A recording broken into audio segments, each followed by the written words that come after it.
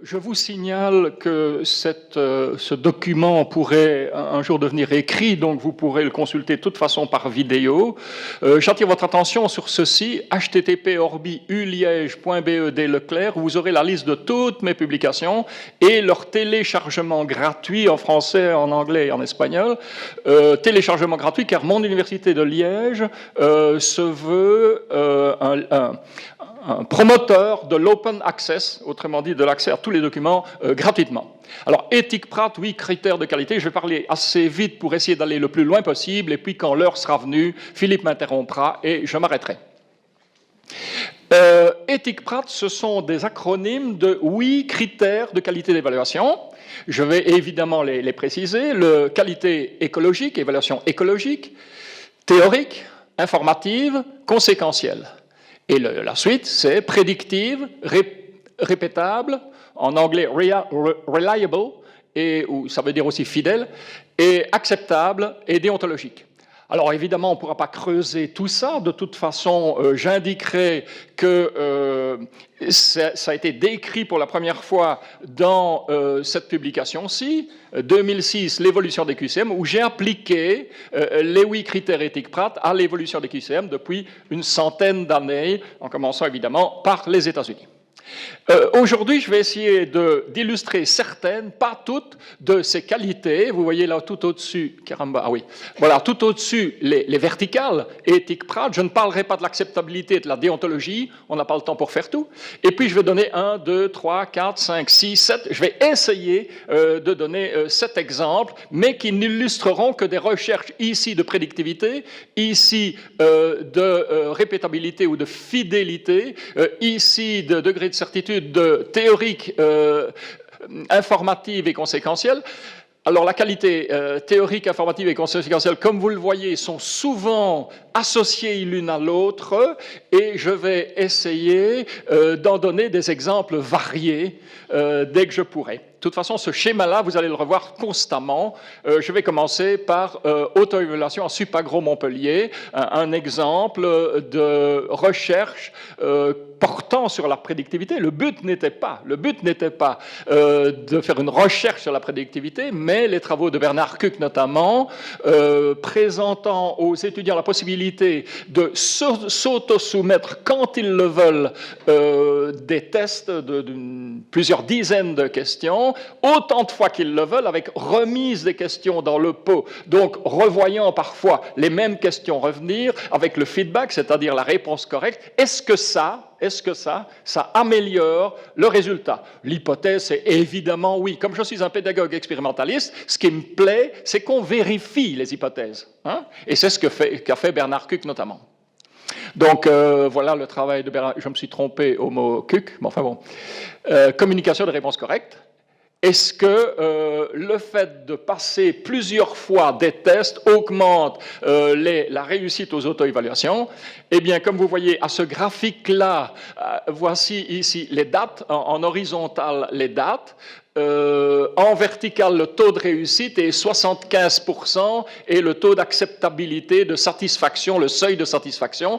Vous voyez qu'après 4 essais, cet étudiant numéro 1 a fait finalement en tout 38 tentatives, ce qui est énorme, et beaucoup de tentatives, comme vous le voyez là, juste avant l'examen, mais il a été assez tôt, au-dessus de la barre des 75, et on peut l'en féliciter. Celui qui en a le plus bénéficié, c'est lui-même, évidemment, pour cette auto-évaluation. Par contre, si on contraste avec cet étudiant 4, qui n'a fait que 5 tentatives, au bout de 5 tentatives, et surtout espacé après un gros délai, où on ne sait pas très bien ce qu'il a fait, mais en tout cas, il n'a pas bénéficié de ce système, eh bien, il n'est toujours pas arrivé à dépasser. Et Bernard Kuck, donc, a, disons, accumulé ce genre de résultats, où ces résultats montrent que, oui, en effet, comme on pouvait en faire l'hypothèse, se soumettre à des auto-évaluations répétées est efficace et prédictif. Il y a une phrase anglaise qui dit « The best way to teach is to test ». La meilleure façon d'enseigner, c'est de tester. L'étudiant s'auto-enseigne en s'auto-testant. Quelques mots sur les questions à choix multiples. Vous savez que des gros biais d'évaluation de copie, c'est le biais de subjectivité, la non-répétabilité du même correcteur, les différences de correction entre correcteurs, et vous savez que les questions à choix multiples, depuis une centaine d'années, ont été créées à la fois pour répondre à ce souci d'objectivité et aussi au souci de rapidité dans la correction. C'est pas pour rien que les Américains sont tellement attachés aux questions à choix multiples, parce que d'une part, en 1914-18, ils ont dû très rapidement décider qui serait officier et qui se ferait tuer en tant que soldat. Ils ont dû choisir, et donc ils ont testé avec les questions à choix multiples. Et comme il se fait, vous le savez, les Américains ont été du côté des victorieux de la guerre 14-18, eh bien, ils sont très reconnaissants à ça. Et en plus, ils ont le problème d'équité, que nous avons un peu moins, mais eux, ils sont très tenaillés aux États-Unis par les races, les problèmes d'ethnie. Et il est très important qu'on ne puisse pas accuser un testeur, un évaluateur, de non-équité vis-à-vis de personnes d'ethnie différentes, comme vous savez, black and white. Alors, je vais donc, ça c'est un problème de répétabilité que les QCM illustrent. En effet, on a pu établir, et c'est la formule d'Ebel, voilà deux ouvrages que vous pourriez télécharger gratuitement, La conception des questions à choix multiples et 86 et Qualité des questions, signification des scores, que j'ai écrit. Et notamment, dans cet ouvrage de 87, je montre la formule d'Ebel qui montre combien il faut de questions à choix multiples où il n'y a que deux solutions, donc des vrais-faux ou des oui-non, combien il en faudrait pour assurer une fidélité, reliability, de 0,5, 0,55, 0,60. Et vous voyez qu'à 0,80, qui est l'idéal, il y a encore mieux, hein, mais enfin, en fidélité. Autrement dit, est-ce qu'un score donné à un étudiant en 14, par exemple, est fidèle? Ça dépend du nombre de questions et ça dépend aussi du nombre de solutions dans les questions à choix multiples. Donc, combien faudrait-il de questions à choix multiples à deux solutions, des vrais-faux? Il en faudrait, pour atteindre 0,8 de fidélité, 135. Avec 3 solutions, il n'en faut que 90. Avec 4 solutions, 75. Avec 5 solutions. Bon, voilà, ça c'est un problème de fidélité et ce sont des problèmes qui ont été traités. Je vais travailler un peu sur les degrés de certitude. Et là, je vais partir de la théorie, puis de la qualité, donc qualité théorique de la réflexion, puis de la qualité informative des données que l'on reçoit de l'évaluation, et enfin la qualité conséquentielle. Autrement dit, quelles sont les conséquences d'avoir testé les étudiants d'une certaine façon plutôt que d'une autre? Et pour moi, c'est la plus importante de toutes, les conséquences. Quelles sont les conséquences du point de vue évaluation à visée formative? Je dis visée formative parce que je n'aime pas qu'on dise évaluation formatrice. On ne sait jamais si c'était l'intention ou si c'était le résultat. L'intention ou résultat. Donc, on parle de la justice, mais est-ce qu'elle est juste? Eh bien, voilà, c'est la même chose que formative. Est-ce que c'est l'intention qui est formative ou le résultat? Souvent, c'est les deux, mais encore faut-il le démontrer. J'ai écrit un petit article en 2009 qui s'appelle « La connaissance partielle chez le patient, pourquoi et comment la mesurer ?» Mais on peut remplacer, si vous lisez cet article, téléchargeable gratuitement, vous pouvez remplacer le mot « patient » par le mot « apprenant ».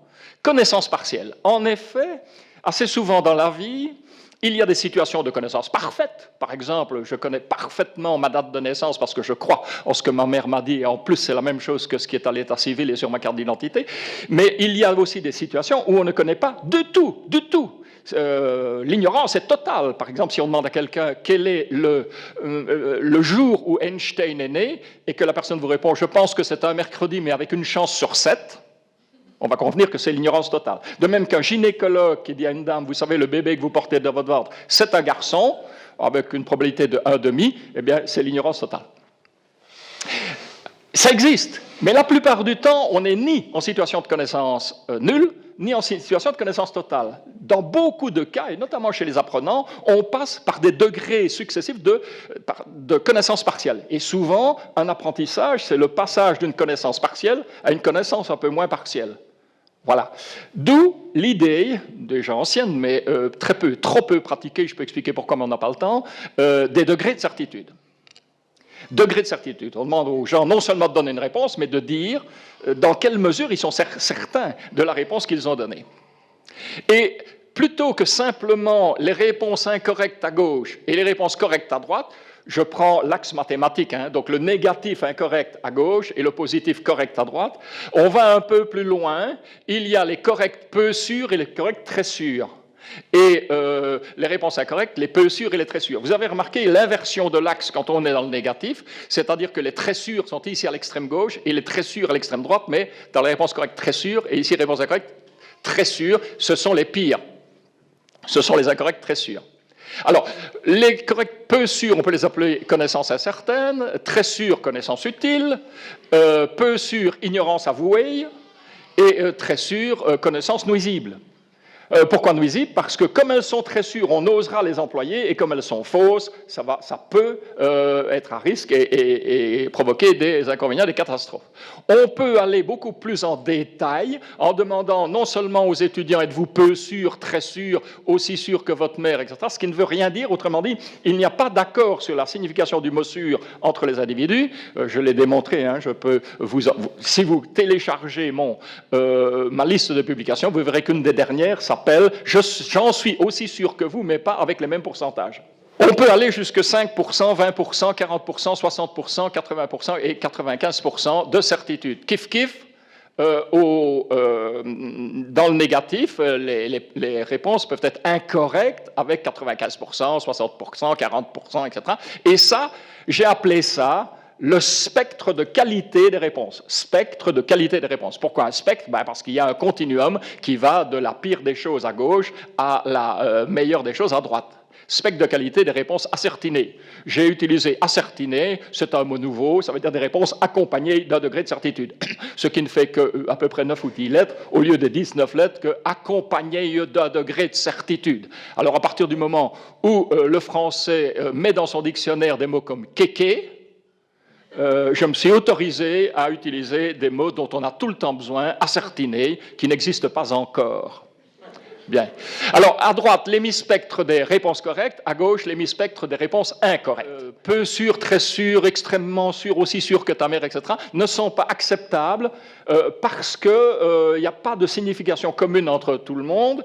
Et ce que j'ai recommandé, je vous l'ai déjà dit, on peut s'en servir avec 0 ou 5, parce que les gens n'aiment pas, ils ont bien raison, d'utiliser 0%. 0% n'accepte aucune exception, 0%, tandis que 0,5, bon, il peut y avoir des exceptions. Idem à l'autre bout, 95 et 100%, que vous voyez là à l'extrême droite.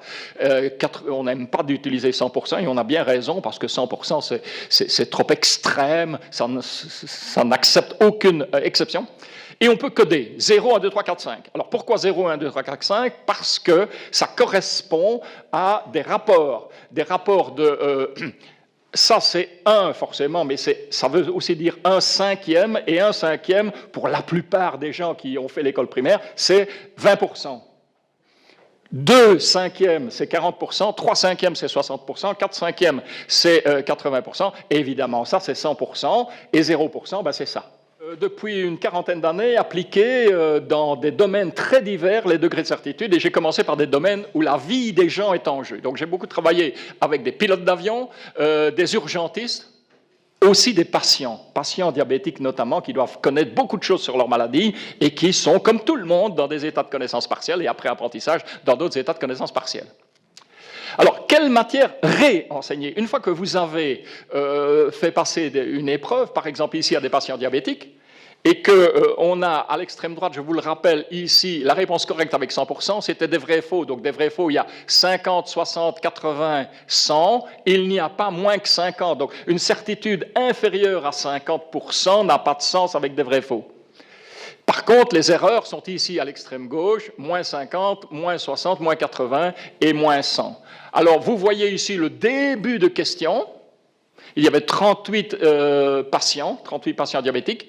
Ici, vous voyez que la plupart des patients, ici celui-là, 37 sur les 38 ont répondu correctement avec une certitude de 100%, ça c'est vraiment idéal, quoi. 37 sur 38 qui répondent correctement avec une certitude de 100%. Par contre, et vous pouvez peut-être explorer, quelle est la question qui a posé le plus de problèmes à ce groupe-là? Je vous laisse quelques secondes pour un peu explorer ça. Et vous l'avez deviné, c'est cette question-là où 10 patients sur les 38 ont répondu incorrectement avec 100%. Il faut en priorité s'occuper de cette question-là, sur ce groupe-là et encore sur ces patients-là.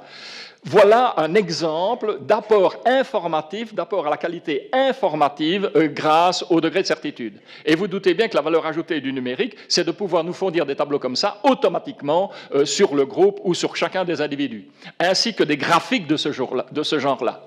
Alors ici, c'est un graphique qui montre les distributions spectrales d'un groupe. C'était un groupe de 65 personnes dans une initiation à la chaîne de survie et qui montre en bleu les résultats au pré-test, c'est-à-dire avant une formation, et en rouge les résultats au post-test, c'est-à-dire après une formation. Et vous voyez qu'en bleu ici, les réponses correctes de ce groupe-là étaient, c'était en pourcentage, 26% des personnes ont fourni les réponses, 26% des réponses étaient correctes avec 100%, et puis vous voyez que c'était la majorité, on est très content. D'ailleurs, au post-test, on est encore plus content parce que l'escarpement de la courbe est encore plus prononcé. 56% des réponses au post-test étaient correctes avec 100%, les pédagogues étant des gens de la courbe de J, la courbe en J, pardon, et non de la courbe de Gauss. La courbe de Gauss étant la courbe de ce qui se passe quand les hommes ne s'en occupent pas, la courbe du hasard. Les pédagogues, les enseignants sont des personnes qui luttent contre le hasard, c'est-à-dire qui font en sorte que les gens, grâce à eux, apprennent des choses qu'ils n'auraient jamais appris si on les avait laissés à l'abandon, en friche.